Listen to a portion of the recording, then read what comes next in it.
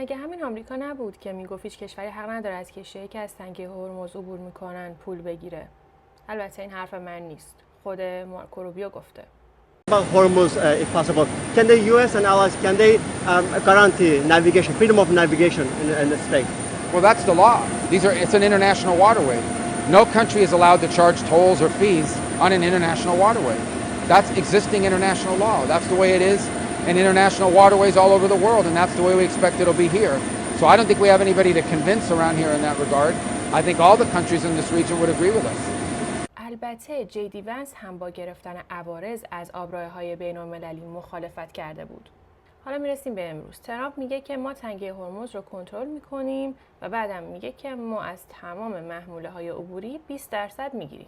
خب یه لحظه، پس اون قانونی که میگفته چی شد؟ اگر هیچ کشوری حق نداره از آبراههای بین‌المللی پول در بیاره، چطور آمریکا که حتی کشور ساحلی هم نیست میاد 20% ارزش بار کشتی ها رو مطالبه میکنه؟ اصلا این قسمت از همه جالب‌تر. یه لحظه نگاه کنید.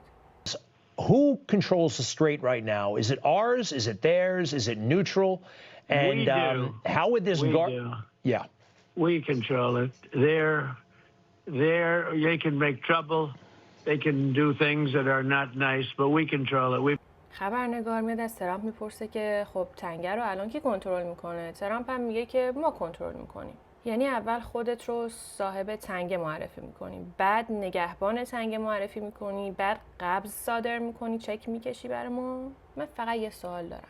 اگه ایران همین فردا میگفت از هر کشتی که رد میخوام 20% بگیرم، به نظرتون رسانه‌های خارجی اسمشو چی میذاشتن؟ مالیات یا باجگیری؟ پس چرا وقتی که این حرف از آمریکا میاد اسمش میشه تأمین امنیت؟ ببینید داستان خیلی ساده است. یا اصل اینه که هیچ کشوری حق نداره برای عبور از آبراهای بین‌المللی پولی بگیره، یا اگه اصل عوض شده لطفاً صادقانه امروز به ما بگید که این فقط برای بقیه کشورهاست نه آمریکا.